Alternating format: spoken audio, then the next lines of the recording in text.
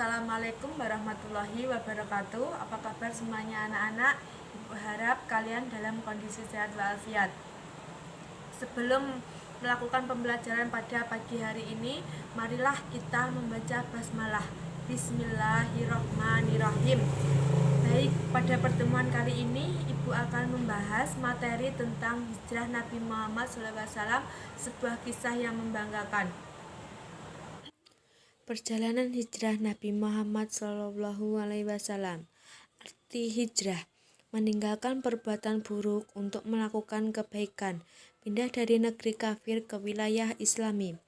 Tujuan hijrah: menyelamatkan diri dan umat Islam dari tekanan, ancaman, dan kekerasan kaum kafir Quraisy, agar memperoleh keamanan dan kebebasan dalam berdakwah serta beribadah, sehingga dapat meningkatkan usaha-usahanya dalam berjihad di jalan Allah Ta'ala. Dakwah Rasulullah SAW periode Madinah.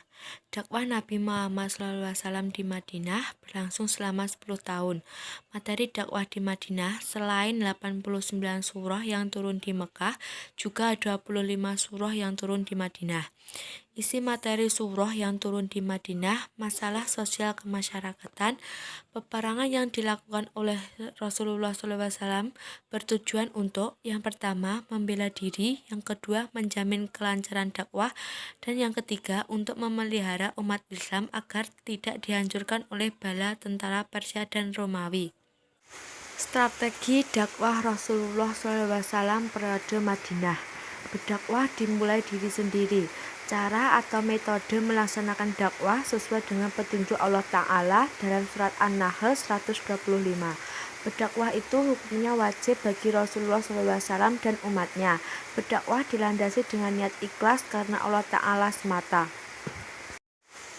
Usaha-usaha Rasulullah SAW dalam mewujudkan masyarakat Islam. Yang pertama, membangun masjid. Fungsi masjid sebagai sarana pembinaan umat Islam di bidang akidah, ibadah, dan akhlak. Sarana ibadah khususnya salat 5 waktu dan Jumat. Tempat belajar dan mengajar tentang ajaran Islam. Tempat pertemuan untuk menjalin persaudaraan. Sarana sosial. Yang kedua, mempersaudarakan antara kaum muhajirin dan ansor.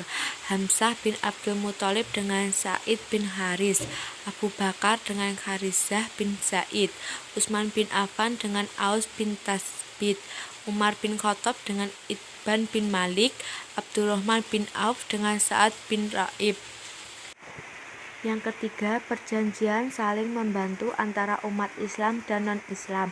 Dan yang terakhir, meletakkan dasar-dasar politik, ekonomi, dan sosial yang islami demi terwujudnya masyarakat madani. Dan yang selanjutnya, Piagam Madinah. Kita mengambil kesimpulan bahwa Piagam Madinah adalah merupakan konstitusi terbaik yang pernah ada dari berbagai segi, baik dari segi isi, masa periode dibuatnya, ataupun dari kelengkapannya. Penulisan Piagam Madinah ini merupakan bentuk curahan perhatian Nabi Muhammad dalam meletakkan dasar-dasar yang sangat diperlukan pada kehidupan masyarakat guna menegakkan tugasnya risalah, yaitu: yang pertama, memperkokoh hubungan umat Islam dengan Tuhannya. Yang kedua, memperkokoh hubungan antara umat Islam.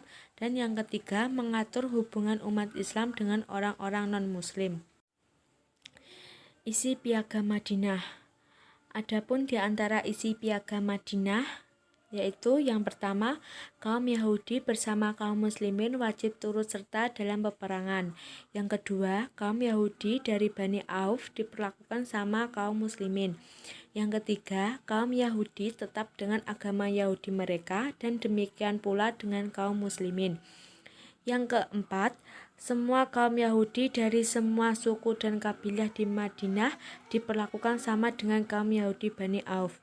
Yang kelima, kaum Yahudi dan Muslimin harus saling tolong-menolong dalam memerangi atau menghadapi musuh. Yang keenam, kaum Yahudi dan Muslimin harus senantiasa saling berbuat kebajikan dan saling mengingatkan ketika terjadi penganiayaan atau kezaliman. Yang ketujuh, kota Madinah dipertahankan bersama dari seorang pihak luar.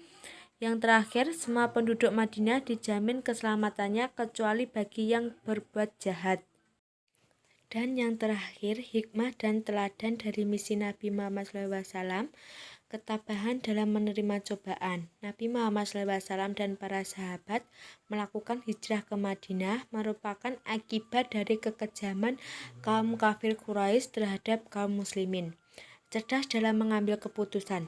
Nabi Muhammad SAW adalah orang yang memiliki kecerdasan yang luar biasa dalam mengambil keputusan dan tindakan.